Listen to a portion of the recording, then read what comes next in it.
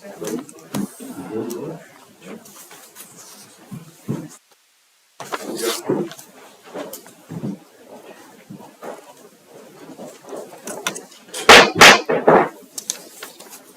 morning. Good morning. Welcome to the Holiday Island Suburban Improvement District Board of Commissioners regular meeting. It's Monday, January 27th at 9 a.m.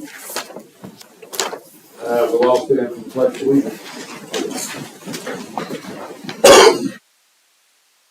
Allegiance to the flag of the United States, to the republic for which it stands, one nation under God, indivisible, with liberty and justice for all.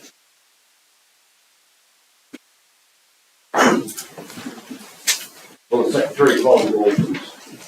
Commissioner Holland here. Commissioner Kingley here. Commissioner Ralph here. Commissioner Rosen here. Commissioner Rigg Here.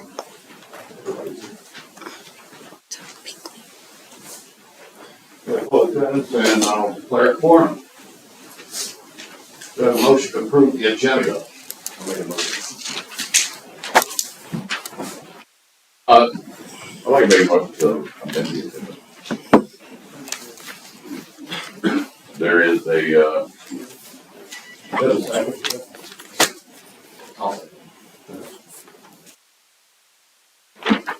there's a, approve the ESI wastewater facility UV.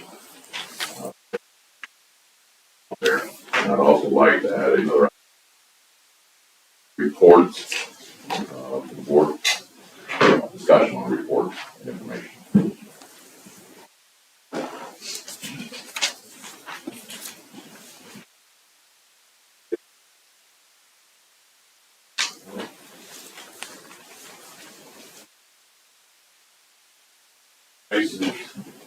Amendments to our agenda, the ESI contract and the report.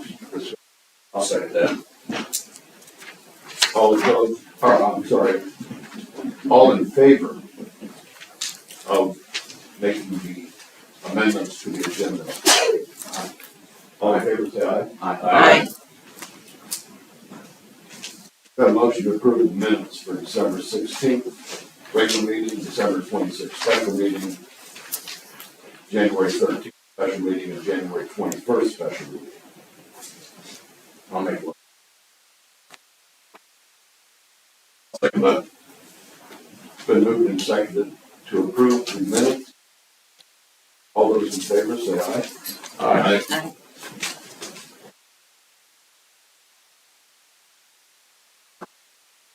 Announcements?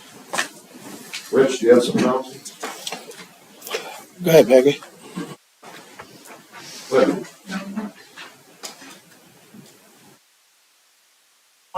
Holiday Island Chamber of Commerce, but also Holiday Island Fire Department Auxiliary. I've been asked to invite everybody to their fundraiser Valentine's Day dinner, Friday, February 14th at the Ballroom.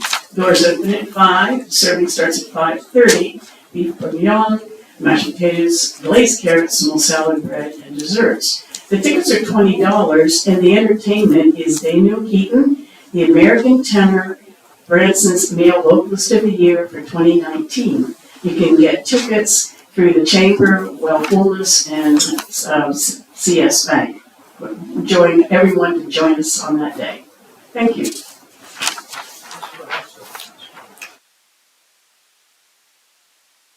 We'll open the floor for public comments. We'll start with Alex.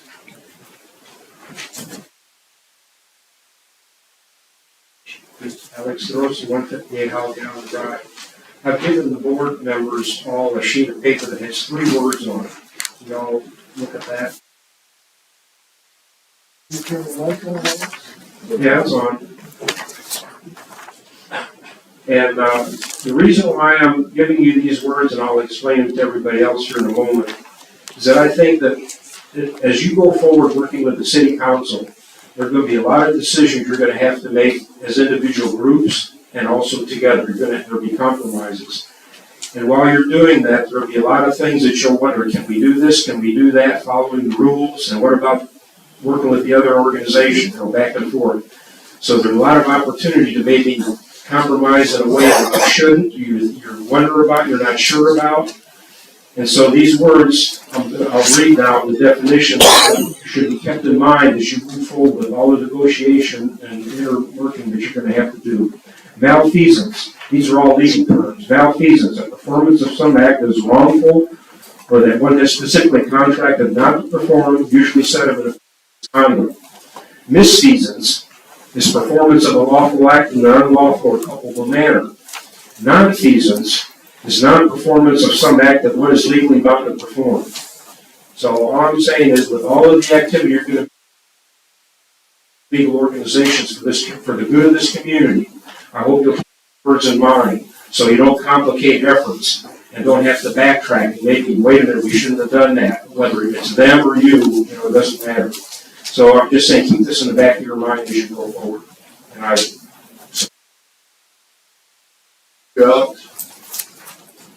Vice Coach, maybe. During discussion.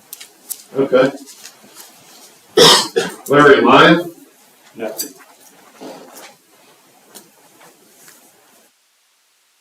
Linda Graves? Nothing at this time. Butch Phillips?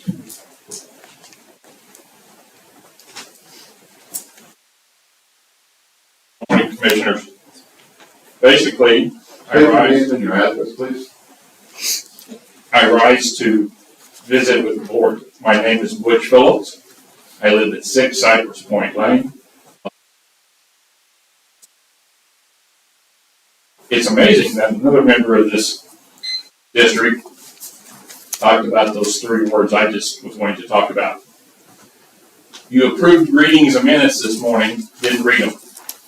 So when did you read those minutes, decide as a board you were going to call that motion? Mr. President, I don't think you can bring a motion. I'm not sure. Oh, look, it has to be made by somebody else on the board and seconded. Again, I could be wrong with that, but typically it would be someone other than yourself that would make that motion.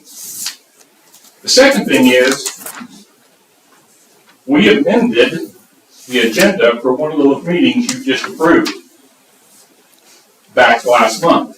And you had a reading and voted on repealing an action without the proper 2-hour notice to the public, to the press. That's a violation of open meeting laws. You have to give a 2-hour notice of an amended agenda on a special meeting, period. That's a violation. 50 bucks. That's the fine if the state so chooses to do that. I'm going to tell you there's a lot of people in this district that are now going to be watching that. I'm going to, as I conclude, hand you, well, I'll wait to during discussion, I would like to also be recognized on the water information. Thank you.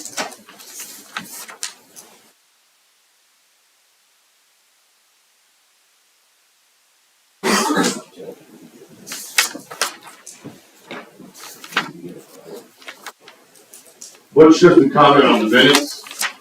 All of us get the minutes via email and we read them prior to the meeting. So it's very easy to approve the minutes if you've already read them. But, sir, the audience doesn't know the minutes as they're written, and I don't think we have actual transcription. We have a consolidation of the minutes from the secretary. So those minutes are redacted down to a shorter line. So we don't get to see them. The public doesn't get to know what you're voting on. We have no knowledge prior to you approving them and no way to discuss them. So that's why I say you would be very, very wise to read or ask for a reading. You can waive it. Ask the audience if anybody wants to hear it. Then you can waive the reading and you're fine. But what's the meaning? I would like to see the minutes that you just approved. Can anybody give me a copy of what you just approved? Sure, we can have it printed out. Okay. I'd like to have a copy while I'm discussing it with the board. See what I'm saying? I can't, Okay, point well taken. because, and that is a problem, that you're approving something that everybody sitting out here doesn't know.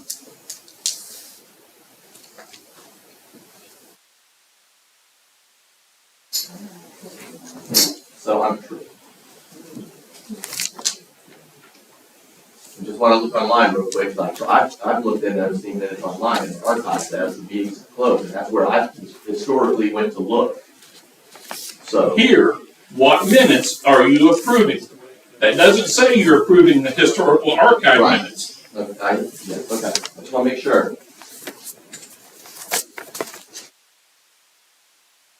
Do we have a motion to approve the November financials? You've all had them in front of you. Yes, I'll make that a motion that we approve those. November.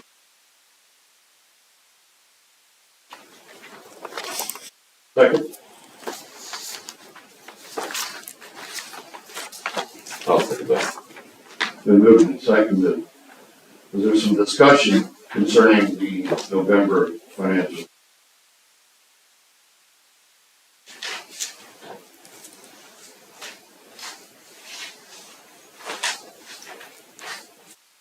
Well, did you have a chance to look over the financials? I have. Any comments? I have no comments at this time. Okay.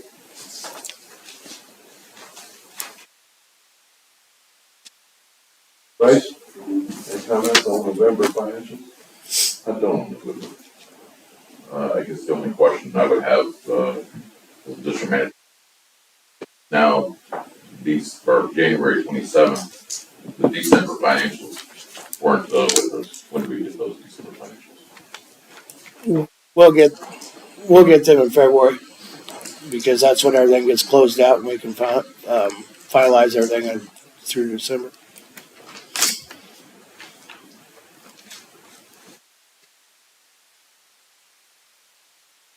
All those in favor of approving the November financials? Say aye. Aye.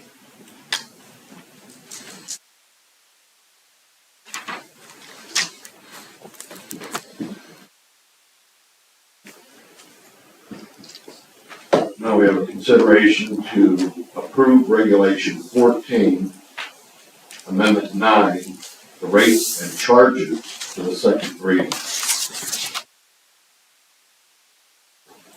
Do I have a motion?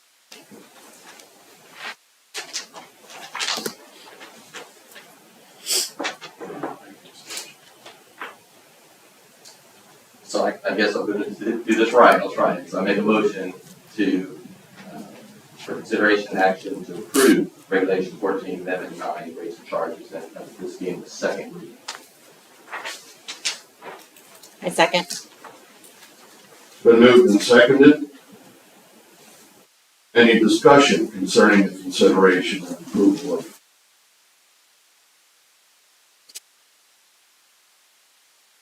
Yes.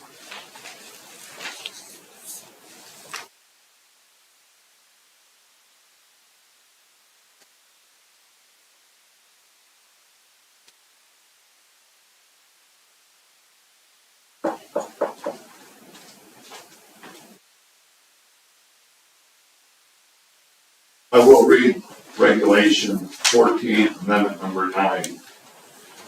Whereas the Board of Commissioners of Holiday Island Suburban Improvement District wish to amend Regulation 14 enacted June 10th of 1996. Whereas the Board adopted by resolution a new code of regulations at a regular meeting of the Board on September 29th, 2003. Within which regulation number 14 was incorporated into chapter 32, utilities, etc. Whereas chapter 32, section 32-48 provides that changes in the water and or sewer rates will be accomplished by a majority vote of the Board of Commissioners of the Holiday Island Suburban Improvement District in a regular or special session. A copy of the rate change and authorization from the minutes of that session shall be attached to Regulation 14. Whereas the following amendment will modify various portions of Chapter 32, Utilities, Article 2, Water and Sewer Service, as outlined below. Now therefore, be it resolved by the Board of Commissioners of Holiday Island Suburban Improvement District that Holiday Island Suburban Improvement District Code of Regulations is hereby amended and indicated below and made effective November 25th, 2024. We further certified that at regular meeting of Board of Commissioners of the Holiday Island Suburban Improvement District, duly called and held on January 27th, at which a quorum was present and voting. The Holiday Island Suburban Improvement District Code of Regulations is hereby amended as indicated below and made effective February 1st, 2025. All to doing with the sewer. And the water rates.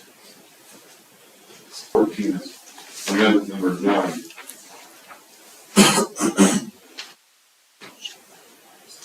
I do have a question on the sewer rate.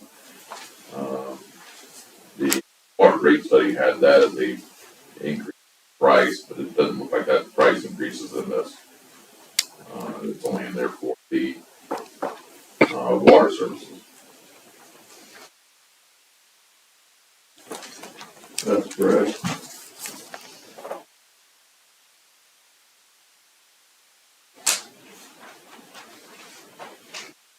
That's the case. That's what we read from the water rate study. If we had a rate study, why are we not taking the full rate study as not part of it? The sewer was not changed, only the water rate was changed.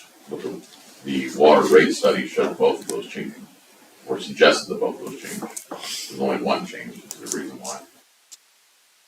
We base this off that bond. The bond committee is for this rate here for the UV project. And we don't currently have the bond, right? We have not approved the bond. The bond has not been approved because we didn't have an official number on the cost of the project. Once we get the official number on the cost of the project and accept it, then we can start the bond process. Do we have that bond? We have the bond in place, but we can't do exact bond purchase or the exact amount until we get the bids in and vote on the bids. And once we know the exact amount of money, then we can pass the bond for that amount of money.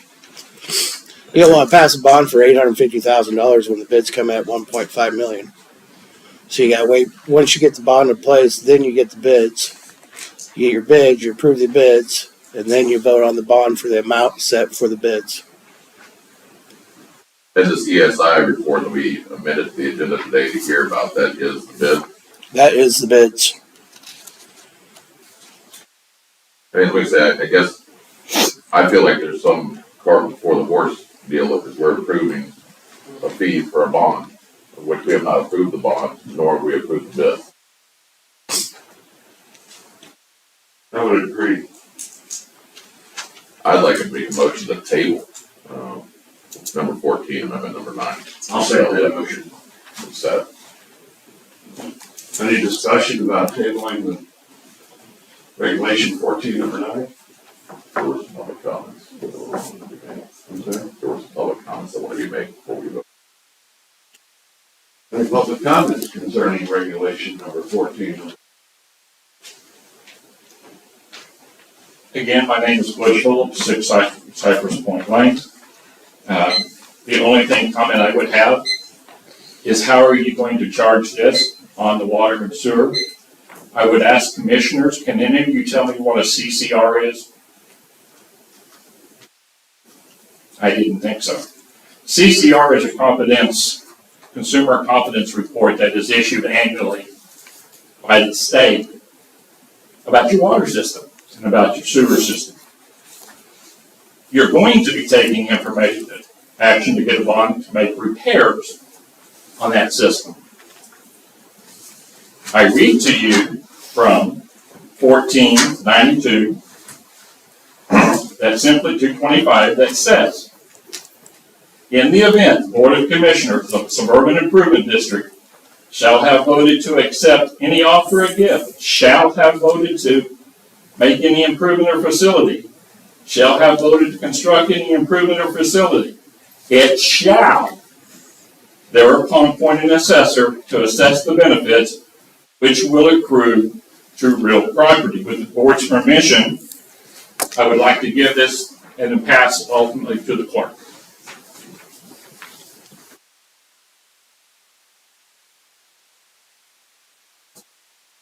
Next, that CCR is going to give you what the reasons why you have to do what you have to do on the water. You are required to post that CCR in a prominent public place. It's behind a locked door if you have it at all. When was the last one completed? Were there any violations in that report? Were there any required upgrades in that report? Were there any planned projects? I don't think this board even knows, talking about UV light and making that upgrade to the sewer system. I'm guessing, sir, it could be at every wellhead to provide UV protection as the water comes out of the well. So where are you putting this UV? Do you understand what the UV system is? Oh, yes, sir. Well, it has to do with the sewer. It can do also with clean water, sir. It can, but what we're talking about is the sewer system. Is that not right? I'm getting there, sir. Stop confusing the public. I'm not. Yes, you are. You're implying that we don't know what we're talking about. No, sir. You throw out an acronym, CCR or whatever. You know what? I can come up with all kinds of acronyms. I don't, just say Consumer Confidence Report. I understand what that is. That is something that is required for you to have to take the action you're wanting to take. We're not taking any action. You will be doing it in the future. All I'm giving you is some things you might want to think about. Because my first question is, does this board know what the average monthly flow of water is? Kind of. We know how much the flow of water is? Through your system. The electrical cost is $4,800 a month for this water system. This UV program is the highest use of electricity. Oh, really? Yes. My understanding, it was all LED lights. No. It is low pressure, mid pressure, or high pressure lighting system that is inserted in to purge the system of contaminants, right? Bacteria or whatever. My son is a D4T4, distribution for, treatment for, water system. Okay? I've worked with water systems in the past. I will hand these and I'll stop my time.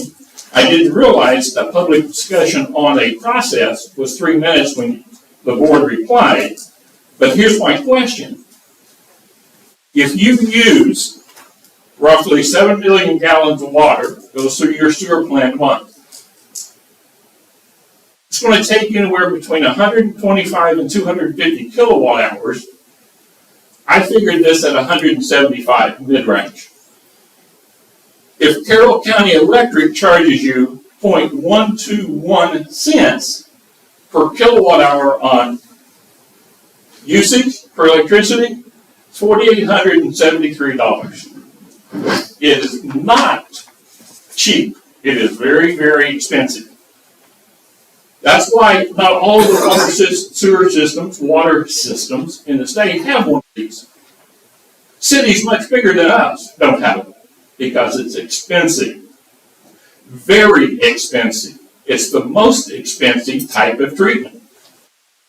I will be happy to hand these to you so I can be helping the board.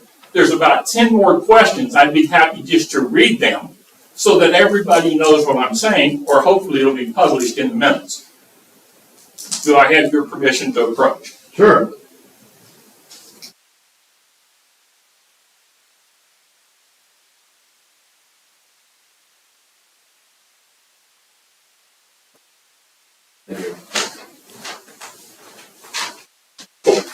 Left one on the stand, sorry about that.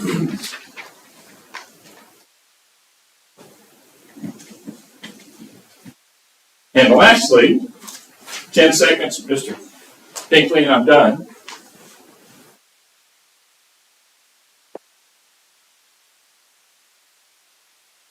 In the state of Arkansas, water, sewer has to be on actual cost. A city can charge for capital improvements. A SID cannot. You cannot build a capital improvement into the cost of your production of that water or sewer. Because capital improvements are paid for how in a SID? The assessment of benefits. So that's the only way you get to capital improvement. An $850,000 charge to upgrade is not a repair. Those 3 words that the other gentleman gave you, that's all I'm trying to do is say, hey guys, be careful. Be very, very careful. Thank you for your time. Thank you, Butch.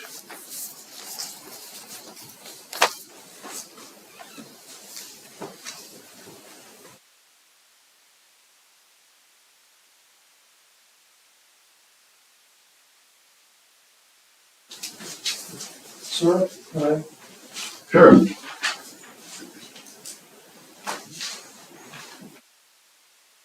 Hey, Bishop, Mr. Vandy Drive. One quick question is, as I understand it, this was put forth several years ago as a mandatory to do here. Also, as I understand it, as Trump comes into office, he has revoked many of the programs in disassembling the previous administration's guidelines. If, and I thought I had heard that the program that this came under is a previous administration program which has now been revoked. Do we even have to do this? Is this still in play? Something. That's a very good question, and if we don't need to do it and it's not mandated, then I don't know if we can. Which is something you better check on before you pass any of this and sign on the dotted line. Well, there's been many of these executive orders signed, and most of them are being contested legally, so I don't know if we can make a decision based on that right now. All I'm saying is check on it. We will. This is not something that's gonna happen in the next few days. Well, this has been dragging through now for several years, so. Okay. And you're passing an amendment based on, or a regulation change based on that premise, so, We're considering that. okay, whatever. As I watch this and as I've listened to these meetings any number of times, I think you people are not speaking into the microphones, and a lot of times you're going like this. Could you please speak directly into the microphones and maybe pull recordings, you can't hear anything, even listening to the.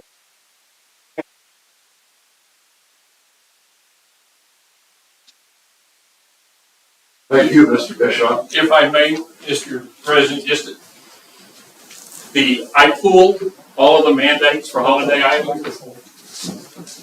I pulled the mandates for Holiday Island, for all of the requirements for the water treatment system and the wastewater treatment system out of the last 8 years. My son, again, D4, T4, which is the highest ranking in water treatment, his license could run your system. There are no listed mandates by the state or federal government on their websites. Thank you. Thank you. I'd like to look at that. I'd be happy to help. I'd be going well to solicit your help.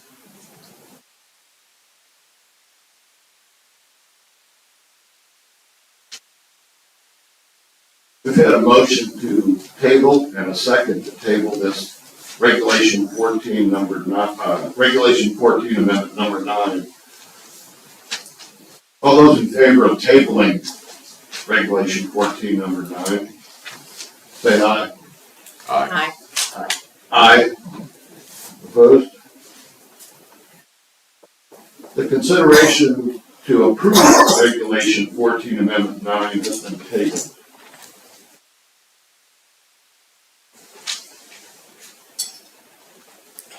The next item of business is the consideration action to approve Regulation 14 Amendment 10,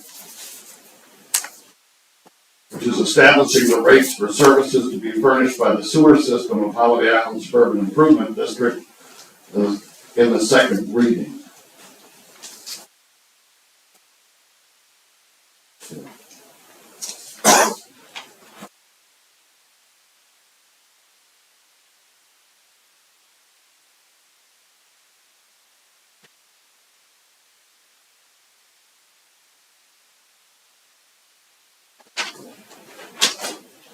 Do I have a motion to approve Regulation number 14, Amendment number 10?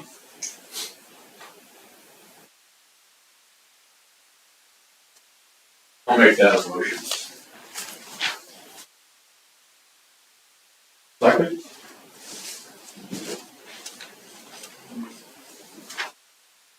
Second. Regulation number 14, Amendment number 10 will not be considered for approval today. Can I, It dies.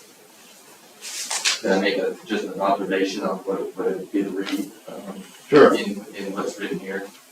In section 2, we call out, WWTP, and I don't see anywhere where we define that, so for future, Wastewater treatment plant. I figured that out, but we shouldn't be guessing, we should define it somewhere. All right, no more acronyms. Well, you can have that, all you want, just define it once. Well, it's tied to Regulation 14, number 9. Can I make a motion to table this? To table amendment 10? Sure. No, You can only do one motion at a time. So, You made the motion. yeah, I thought that was already done, I just. he hasn't declared it dead. Oh, you have to There's say a motion on the present. floor, but there's not a second for that. Okay. There is no So that second. motion's dead. We can't entertain a motion to table Regulation number 14, Amendment 10. Nicole?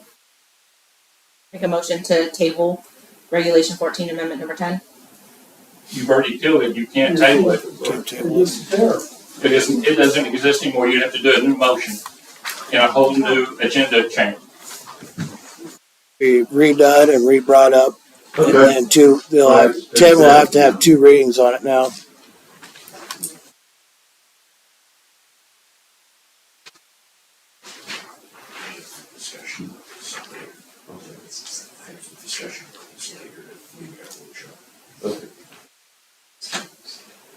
We'll now have the presentation by Hanks, Stephanie Gray. I bet Stephanie's not gonna get up there.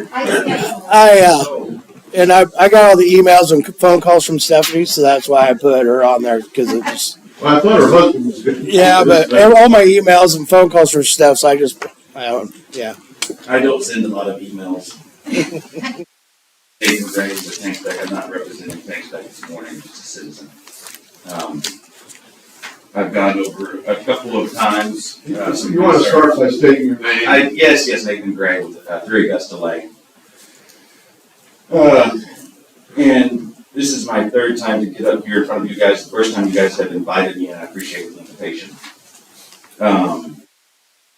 We moved to Holiday Island a couple of years ago, and I was curious to know about the water towers and what condition the towers are in. The reason that I was curious is I don't know if a lot of people know this, but the water that's stored in those towers does not go through any kind of a treatment. It doesn't go through any kind of a filtration process directly from those storage tanks to your house. You open the faucet, what you get is what was stored in those tanks. And you are on a maintenance program that includes inspections from a company called USG Water. several years ago, they were utility service group, then they sold, and they were utility service group still, and they sold, and they became Suez, and then they sold, and they became utility service group again. DBI are doing business as USG Water. And a lot of my job is to travel around all across the country and look at water systems, look at water tanks, and especially water systems that are on these types of programs. And I come in as a third-party inspector just to make sure that these programs are being followed. And I've seen some very interesting things in the course of my career, from a tower that we inspected here in Arkansas, that the roof was about to fall off. All of the anchors that were holding the roof on were severely corroded and had detached. The roof was about to fall off onto a playground directly underneath. And when I opened the hatch inside, several bats flew out. I lowered a camera into the water and found decomposing bat carcasses in the drinking water. And this was a tower that was on a program where the city was paying to have the tank cleaned out. The city was paying to have the tank properly maintained. The tank was immediately condemned, and the city was put into a situation where they had to come up with the funding to replace the tower within a very short period of time. I have found other cases where there was a case where a tower that was on a program like this, we discovered 6 decomposing buzzard carcasses that had somehow gotten into the tank. I asked the operator, I said, how could you not have known? And he said, all I knew was I was pumping so much chlorine into it and it was all disappearing because the bacteria from the decomposing buzzard carcasses were soaking up all of his chlorine, throwing up his residuals. So this is not something that's unheard of, where you're on a program like this and you're not getting what you're paying for. Now, I haven't looked, because I am a competitor of USG Water. I know it's public money to look at a contract that you're on and look at the money that you're spending.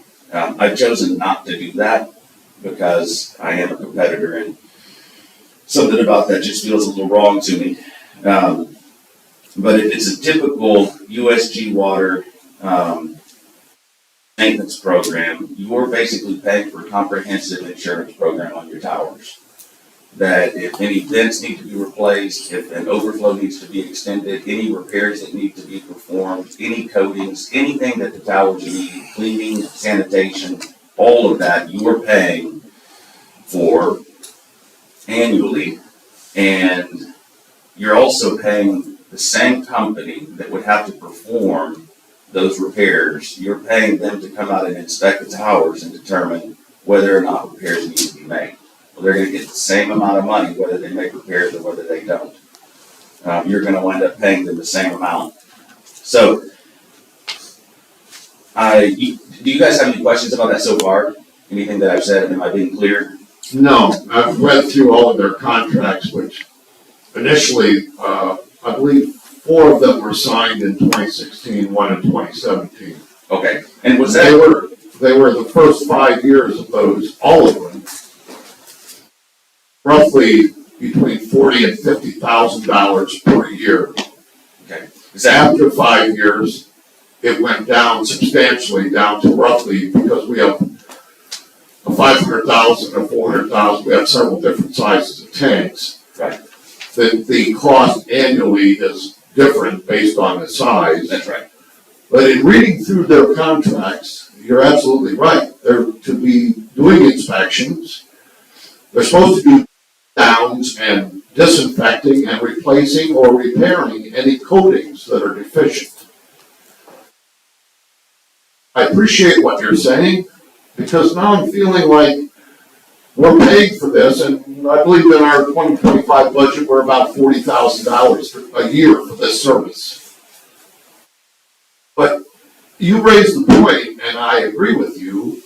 They do this, and they get paid whether they repair. And I noticed in one of the tower inspections, we need a new gasket on one of the hatches. Instead of writing that up, why do they just replace the gasket? That's their obligation. And what I read is their reports, and it's very obvious that there's corrosion in several of them. you as the expert need to tell us what is acceptable and what is not. I noticed in some of the pictures, you can see some rust. I also noticed that, I think, 4 of the towers, they did with a remote controlled vehicle that gets cleaned and disinfected before they put it in our drinking water. But there was one tower they just did the inspection through the hatch. And I don't know how much you can see looking down 60 or 70 feet through the water from the top of the tower. I don't know how comprehensive of an inspection you can make. So yes, I would say, Nathan, we are familiar, and I guess now, I don't think these people are used to having someone look over their shoulder and second guess what they're giving to us in a report annually that we're paying roughly $40,000 a year for. Mr. Chair, I also had a question on, and maybe this is something for Rich in our water department for a future statement. What has been the schedule that they have done? I wanted to know, like, since 2016, 17, we should know they've done a washout or they've done repairs. I just haven't seen that. It's hard to say, they have one report where they talk about we're tentatively on the schedule to do exterior. I think it's up on. There's a couple of them where they do talk about commencing work in 2025. But they don't. That's last year in April, and they say sometime tentatively. Well, for the water department, have they got those schedules? It would be my question. Every year they come and do the inspection, and then we get a full report on what they say, what they suggest.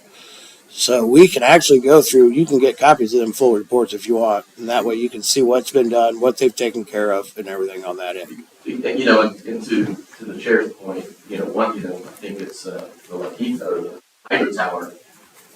You can tell just by their report that work should be scheduled, and they didn't say anything about it, like they did for tentatively scheduled for 2025. So they kind of looks like they kicked the can, but they're not telling us what their schedule is in that report. So I found it odd that they did in one report, they say, yeah, we're going to come back and do this in 2025 tentatively, but some that looks like they need a lot of work by their own thing, their end of life, they use the term end of life, but yet they didn't schedule that for tentatively 2025. So that's where I was getting. Nathan, you can continue on what you have. Yeah, and I've seen that, and I would be curious to know if they're doing an inspection every year. I'm curious to know if some of these things that they're mentioning are sanitary concerns, like we need to replace a vent. Obviously, we need to put a seal on the rope hatch. That seal is what keeps surface water, rainwater, and insects out of the tank. And I can't tell you how many tanks I've seen that have a lot of insects and a lot of frogs inside of them. Fine, because he enjoyed eating frog legs. That was not here in Arkansas, though. But I wonder if every year they're coming and saying these repairs need to be made, and then just restating that. So they're showing up the next year knowing, okay, we've got a sanitary issue on these tanks, but they're not equipped to repair the sanitary issues. And I wonder about that because years ago I was looking at a water system in northern Kansas, and they had a massive water system, like 25 tanks, and I noticed they were on the same program with the same company. There are a lot of companies that offer a program like this, but the inspector had written on this broken handrail that was about to fall off of the tank.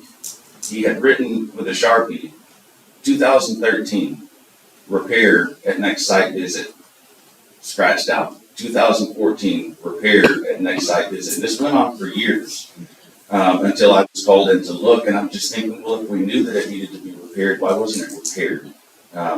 It doesn't make you look good just to continue to say, not talking to you guys, but as a contractor, it doesn't make you look good to continue to say, we're aware of this, especially sanitary issues. We're aware of this, and we're just going to keep making ourselves aware of it.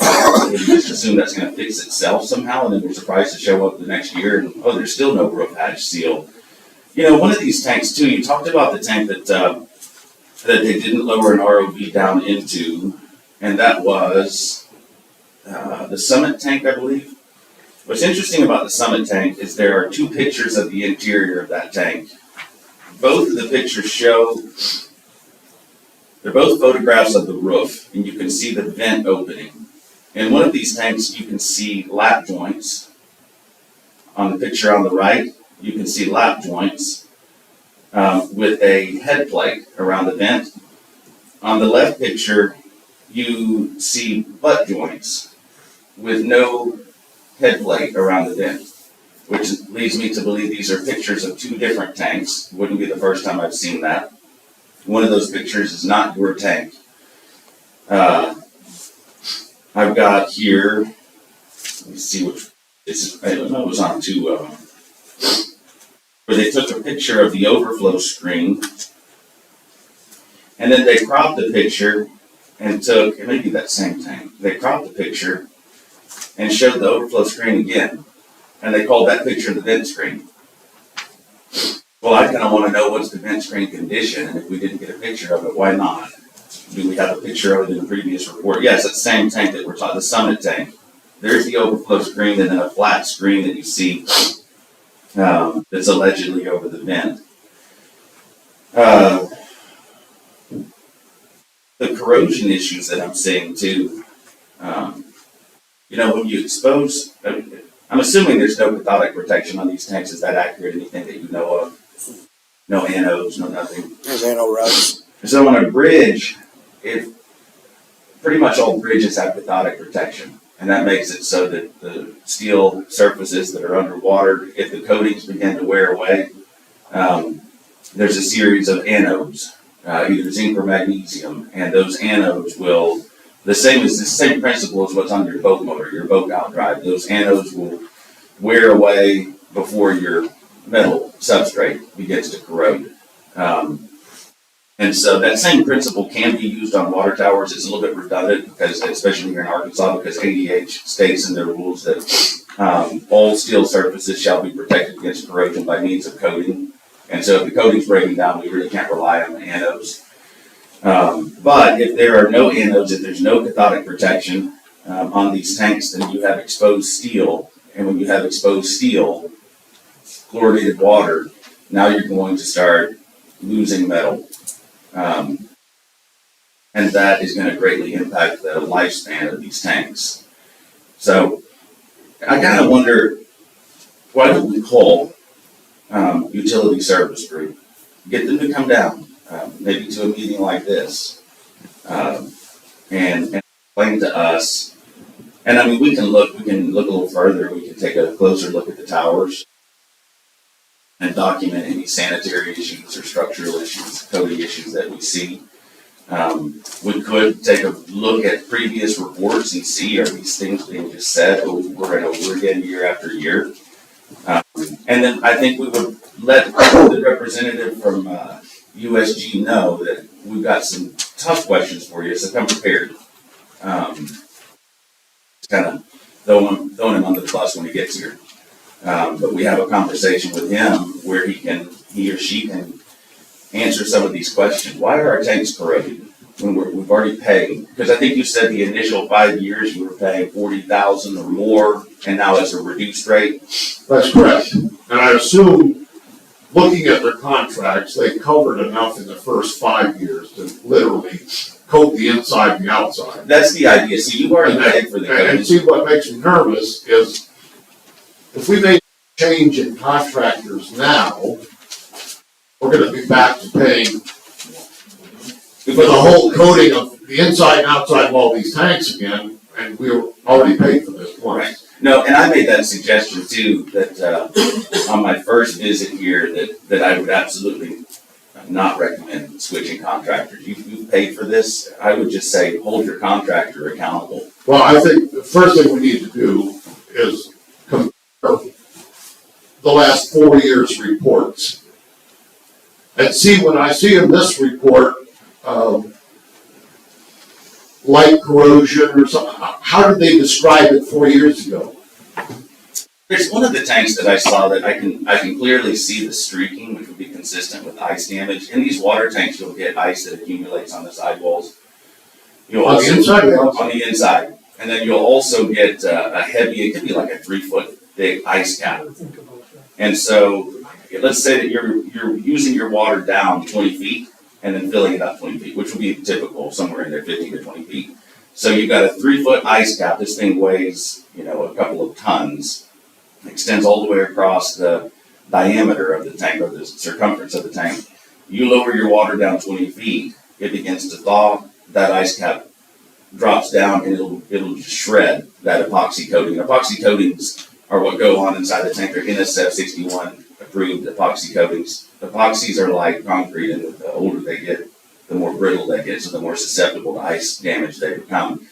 So I see where some of the damage in a couple of these tanks looks very consistent with ice damage, because you can see the streaking, where it looks like almost like a cheese grater just ran down the sidewall and destroyed the paint. But I could see other, the large tank, I know the guy that did these reports, I just realized that. That'll be interesting if it comes down. And I do get along though. But the large tank that sits out there on the road, the hydropillar tank, I'm not seeing ice damage inside that tank. I'm seeing what looks like years and years and years of poor maintenance or no maintenance inside the tank. You can also see subaquatic sand formations, where if you look at the sand, it almost looks like sand in the desert because it's so thick. There's so much sediment in the bowl of the tank that it's starting to develop wave-like formations in the bottom of the tank. That would suggest that unless you're pumping an enormous amount of sediment out of your wells, that tank has not been washed out in a long, long time.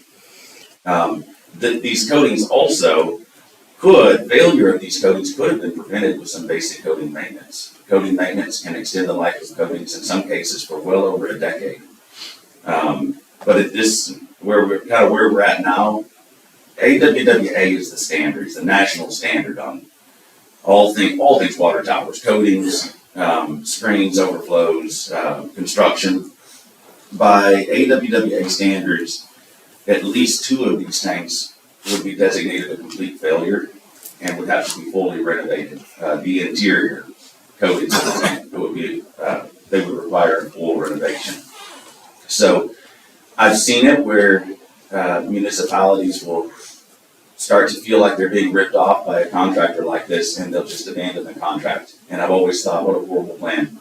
If you've paid for it, go ahead and have the services done. And to be frank with you, if USG steps up and they say, you know what, you're due some work from us, and we're going to schedule that, then I wouldn't suggest to you that you maybe keep a close eye on them, but I wouldn't suggest bailing on them if they're willing to step up and do the right thing. I guess I'd like to ask Dan, what observation have you made in the last 5 years? How much of the, when they come out, they just inspect, or have they actually been doing maintenance work? We can get microphone, please. Microphone. Come on up, Dan.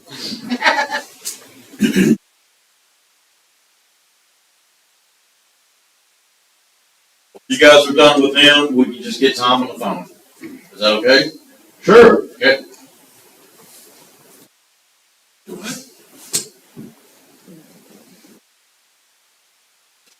I had Tom scheduled to be here today to defend himself, but he had doctor's appointment, so therefore we got set up so we can talk to him on the conference speaker. Hi, Dan. Hey, Tom. Can you hear me all right? Yes. Can you put that in your microphone? I'm doing it. Okay. That's what we got set up so we can talk. Hang on a second, Tom. Tom, hang on. Hang on. Start over by introducing yourself. Hey, good morning, everybody. Tom Steckman, Utility Service Company, same thing as USG. Now, no matter what you've heard already, we've always been Utility Service Company Incorporated. We had a different logo a few times, but my paycheck for the last 25 years has always said Utility Service Company. So can everybody hear me okay? Yes. All right. And I do apologize. I couldn't be there today. I had spinal fusion on my back, and I've got an appointment this afternoon. I could not miss. Your tanks, let me be clear. 4 of your tanks are on the maintenance program. La Quinta Tower is not yet on our maintenance program. So we haven't cleaned it out because it's not on our maintenance program, and we're ready to take that on if you guys would so deem. Your tanks on the maintenance program, we do an inspection every single year. 1 year is a visual, 1 year is a washout or an ROV. A visual, they open the hatch, they're not going into the water because that's confined space. The only reason we would do an ROV, and Dan, correct me, is you didn't want to drain the tank, or it wasn't a good time to drain the tank.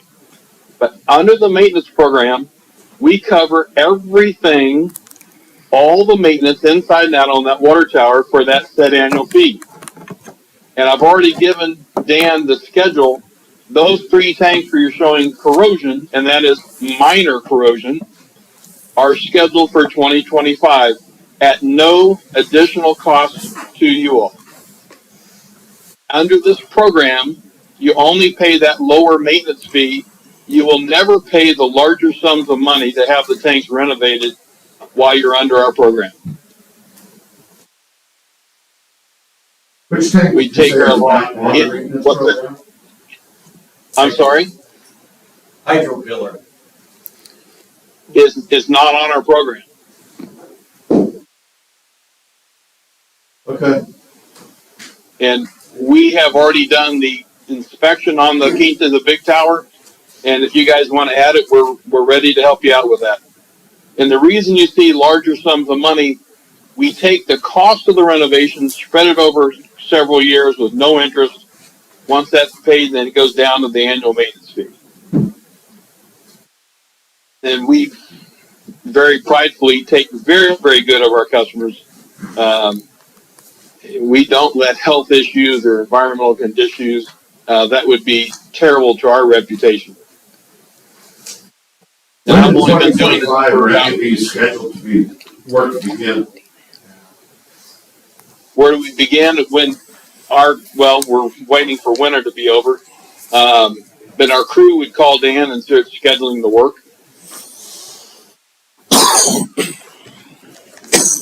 Do you have any idea when that will be? Well, right now it's cold weather, so as soon as the weather breaks, they're going to be calling and scheduling with Dan to do the work. Typically, that could be early March. It depends on what God decides to do with our weather. Okay. Nathan, did you have a question you wanted to ask? Why is the other tower not on the other towers? Do we know the answer to that? What? Why is one tower not on the program like the other towers are? Just never got set up with them. It just never, the cost, to do the hydro with the maintenance program, just never got approved. Do you remember how much it was then? $93,000 a year for 5 years, and then $39,000 for the 6th. How much for the first 5? $93,000. This is on a 500,000 gallon tank. Yes, sir. Okay, that's why. Wow, it's a lot of money. Go ahead, Nathan, if you got a question. So I am curious to know, let's go back and just look at that fire tower tank. That, as far as I know, that is on a maintenance program, right? And that maintenance program includes coatings, full renovations. It includes any repairs required for that tank. Is that correct? Yeah. Summit, Quail Run, and Fire Tank are on our full service maintenance program, correct? Tom, would you call looking? You have that report right in front of you for the fire tower. Let me see. I know that you have a long history in coatings and generally in water towers. Take a look at some of the photographs that you see there of that tower and tell me just minor coating delamination. Now, and just really, I want you to be clear about it too, because just if you were to, let's say that we were to bring in a third party, CIP3 coating inspector, and just say, let's take a look at this and tell us honestly, as per AWWA, is this minor coating delamination? Is this major coating delamination that we would refer to, Tom, as widespread? Or is it actually a complete failure of the interior coating system? What would you say? Okay, good question. I appreciate the question.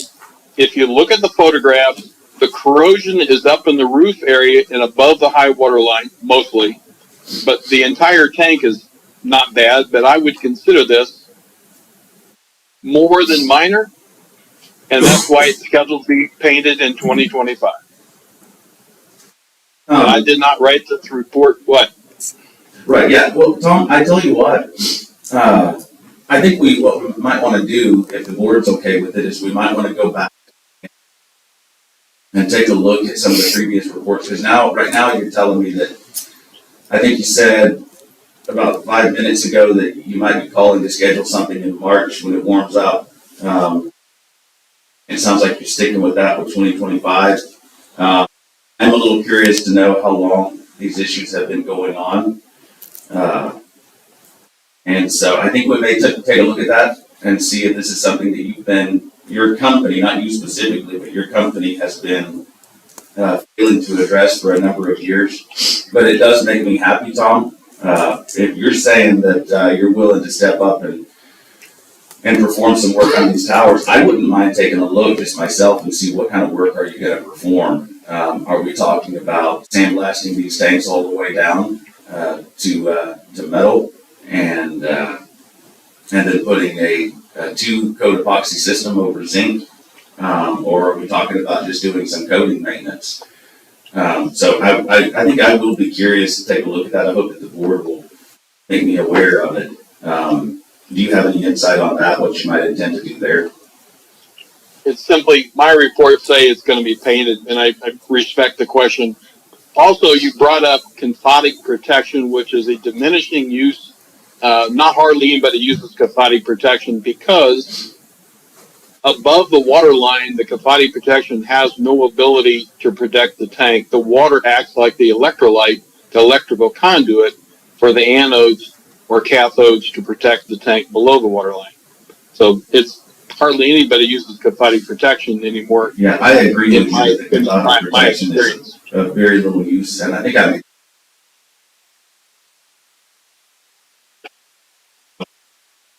cathodic protection goes in the building specs of, Tom, I'm going to say probably over 80% of the build specs that I see on new towers, I'm seeing cathodic protection still included with that. And I get that because it's a civil engineer who's accustomed to building bridges, and so he's going to put in what he's familiar with.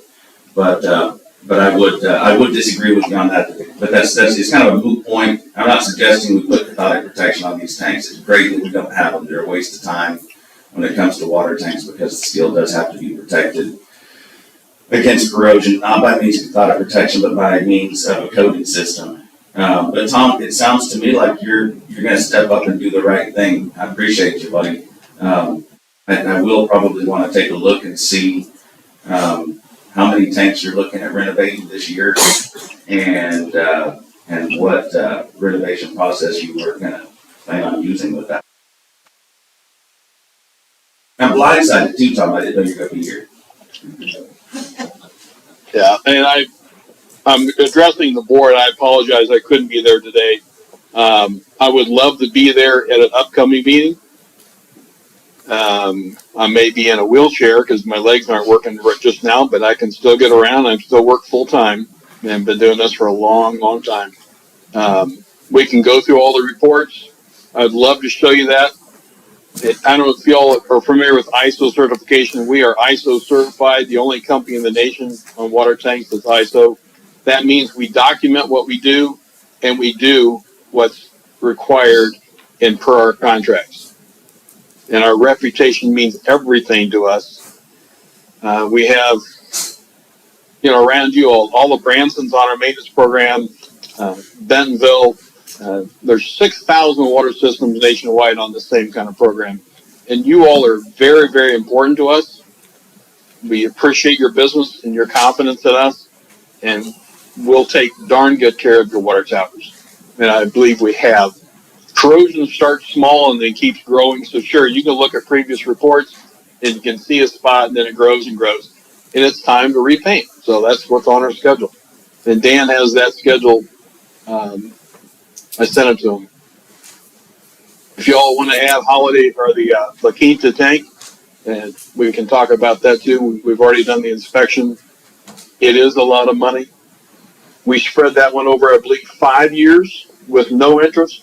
To help accommodate, we could spread it out farther if y'all wanted to accommodate budgets. It's a lot bigger tank. Bigger tanks are more square footage, so it costs more money.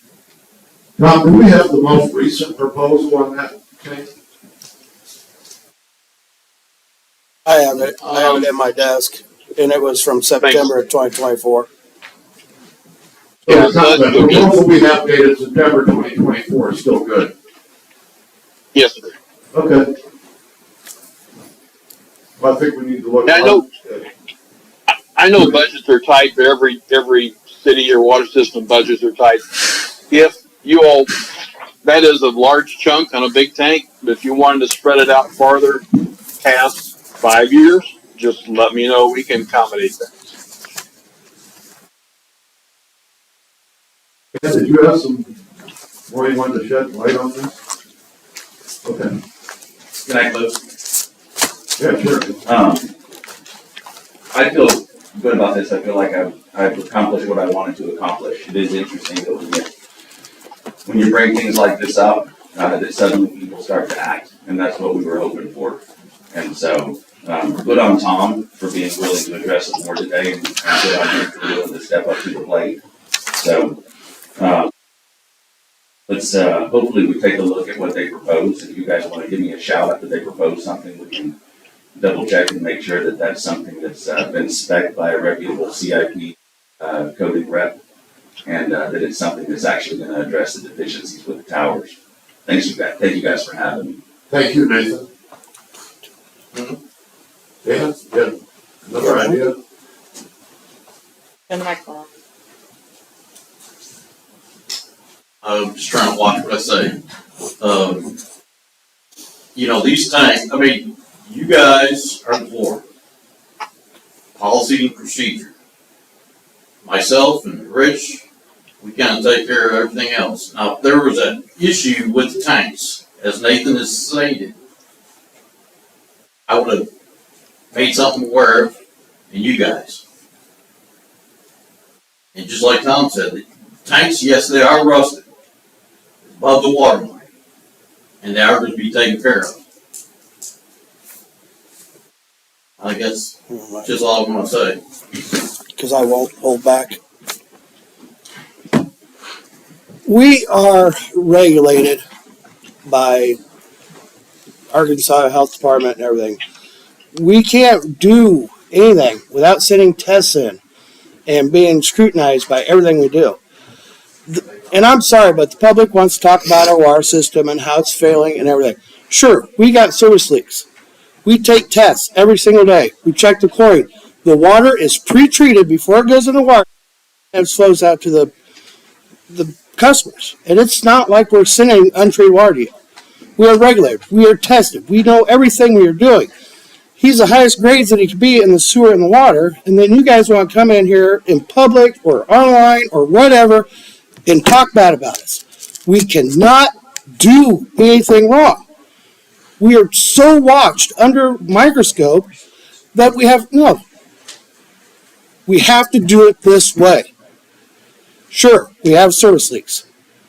Everybody has service leaks. I've been dealing with this for years. I've done main breaks, service leaks, every kind of leak there is. We have to take tests.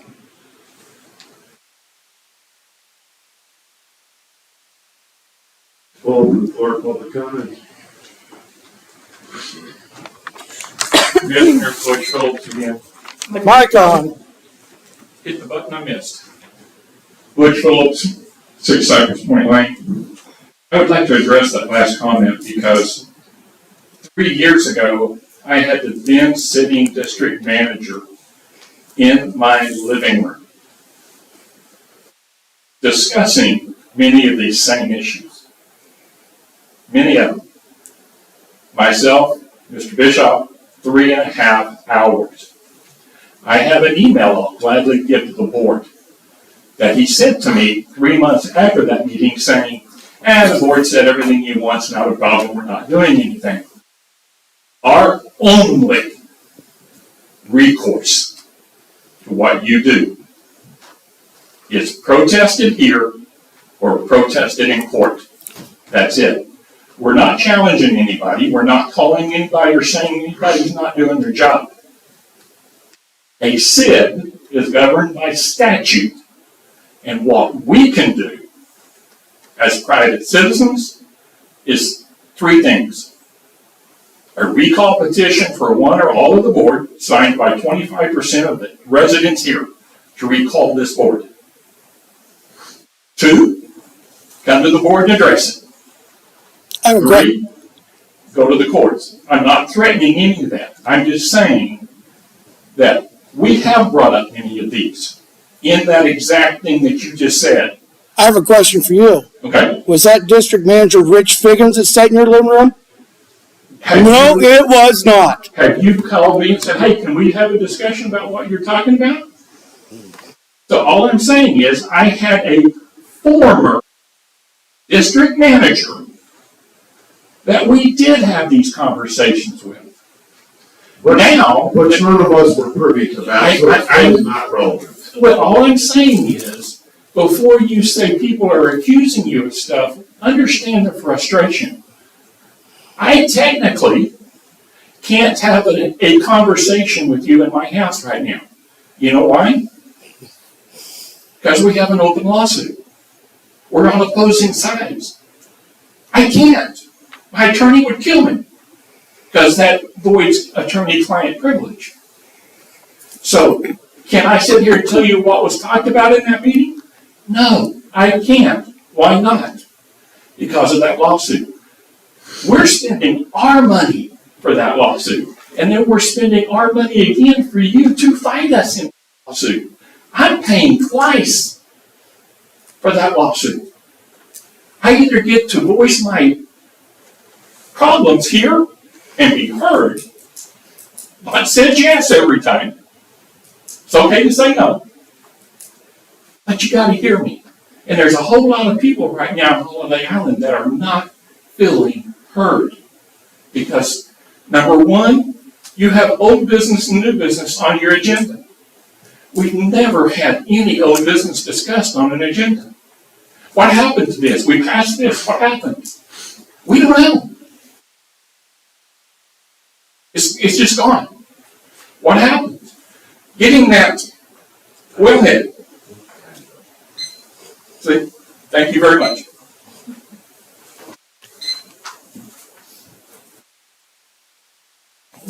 Hey Bishop, Mr. Vandy Drive. Continuation of that, I have spent more time up here at the podium than any of you, all of you put together, have spent in office here. What does that mean? What is the point you're making that you spent so much time at that podium and you're still suing us? I'm not suing you. Oh, yes, you are. I put forth a protest because you're not following the law. All we're asking, and any of these and any previous, follow the law, because that makes a level for everybody here. I have spent a lot of the time I've spent up here, I've talked to every damn board here. Every one. Personally. Bottom line is I have been told by various chairmen of the boards that we can do anything we want to until a judge tells us we can't. And that's a true statement. On both sides. Well, I can assure you. I'm not accusing you. Like 3 minutes or what the heck ever this is. If you follow the laws, you don't have a problem. There are a lot of really stupid laws out there, but they keep everybody on an even plane. This has not been a policy here in Holiday Island. It's an interest group wants this, and they go ahead, and how can we bend the law to do it, or we just ignore it? And we can prove that, that's no problem. It's the way it goes. Right now, you guys are in violation because of boards that have screwed it up before you, which is what I told you last time. Nobody really wants to deal with that. Well, unfortunately, I guess you're going to have to because the state and federal laws say something different. And it's not any,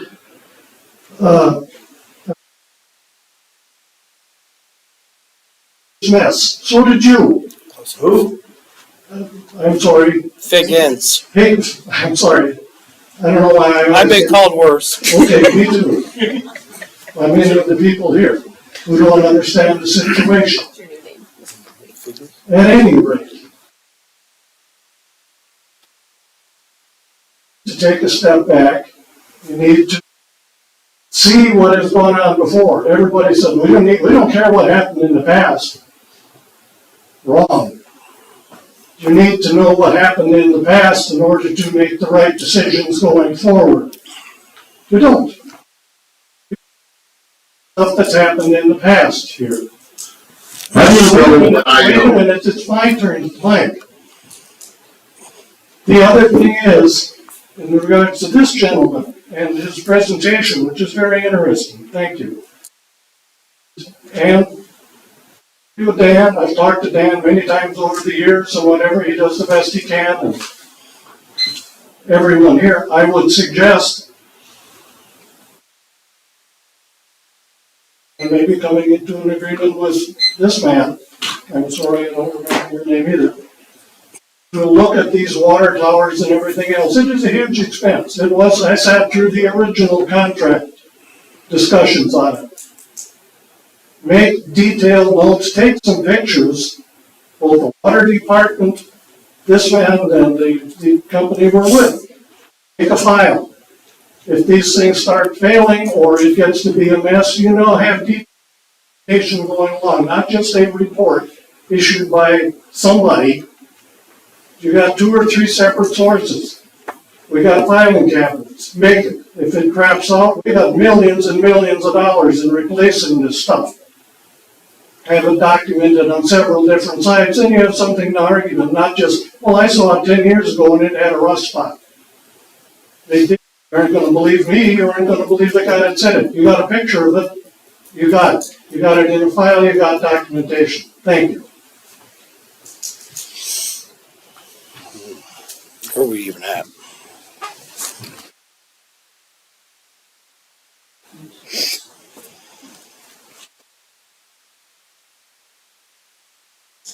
Sir?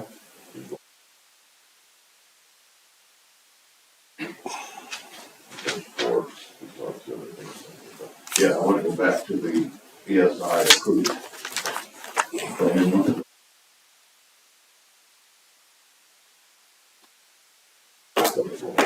Yeah.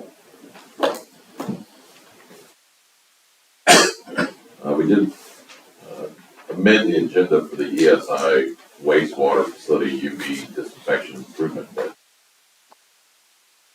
Rich, you want to update us on that? I know you brought that to my attention. So last Friday at 2:00, we had bid openings, and one was Seven Valleys Concrete, which is out of Cassville, and their bid was $597,880.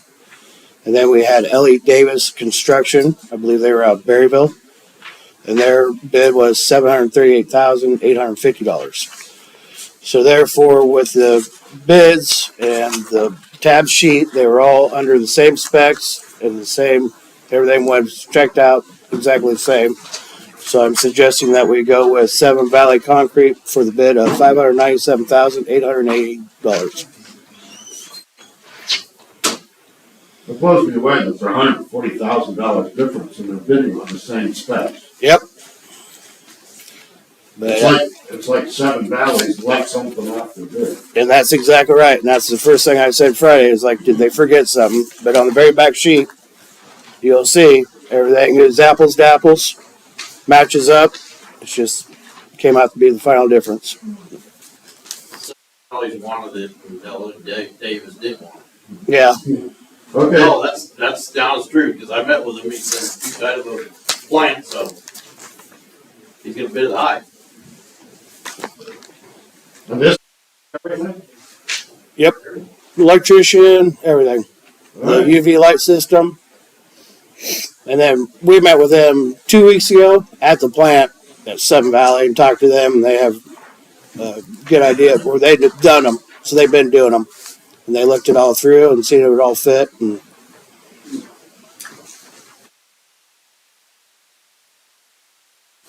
Next question is, are we required to put this in?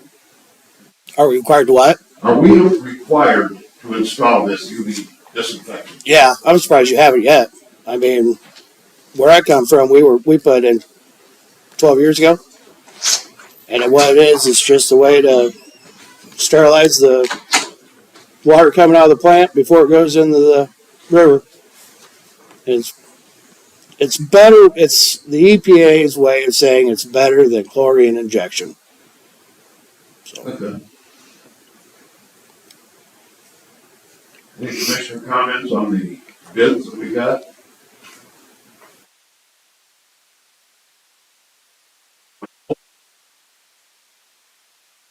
Last year and a half. yep, which if you look on the second page, I mean, they estimated at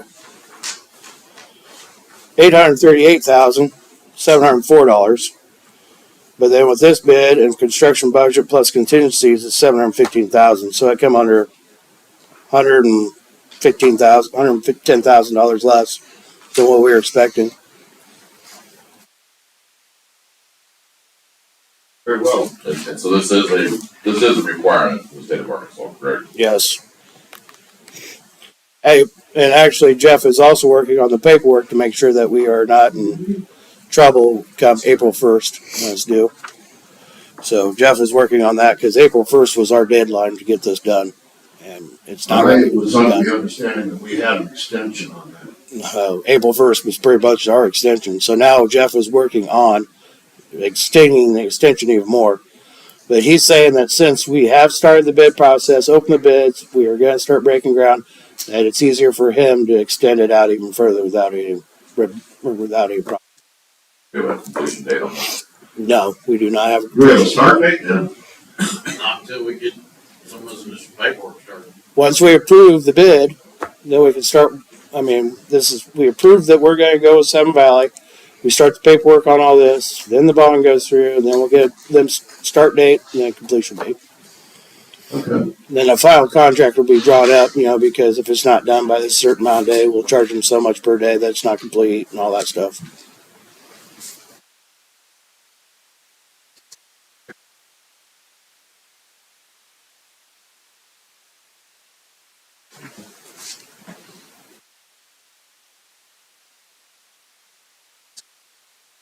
Captain, just what you're doing right now?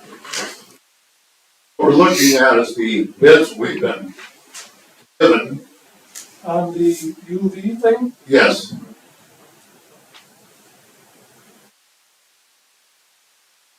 Can we get a copy of the requirement? Has anybody seen that? Stand up there. Has anybody seen a copy of the requirement? Because on the state websites, there is no stated requirements for UV systems. Otherwise, every system in the state would have to have one, and they don't. So I think we're getting some cart before the horse here. Dan, do we have a copy of it?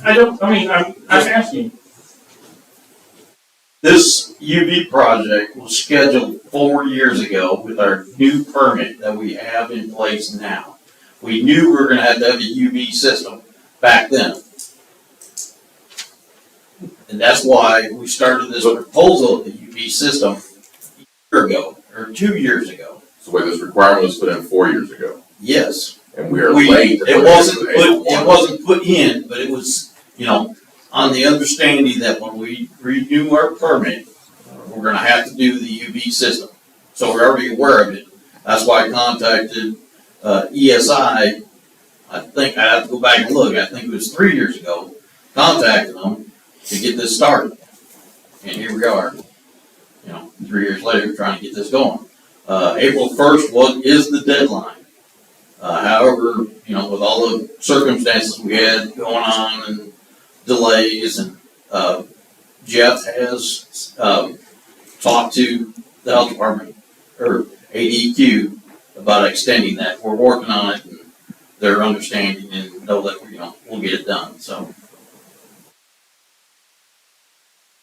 If I may finish the way you gave up the mic, again, I heard nothing about the actual requirement. I heard we changed it in our permit, and we did this 4 years ago. That doesn't make it right today to spend $1 million, $2 million, $2.5 million between buildings, lights, electricity, all of that. Where do you come up with these numbers? Well, $800,000, $700,000 in concrete work, right? Now we're talking about 600,000 Okay, concrete work. for the whole job. Everything involved. Yeah. Okay. So what I get upset about is you talking about, but you don't. You have the paperwork right here. I'm asking. Stop making accusations about what we're doing. I'm asking the total cost. That's what those questions are that I submitted to you. We just read this off 5 minutes ago. Where were you? I We just went heard. through these numbers 5 minutes ago. No, I was back inside. I heard this as a requirement from the state. It is. All I'm asking for, 4 years ago, what is a specific requirement? If it's something we put in the permit 4 years ago, do we still have to do it today? That's all I'm asking. We'll check that out. That's what I'm asking. Mr. Chair, can we take recess? 10 minute recess.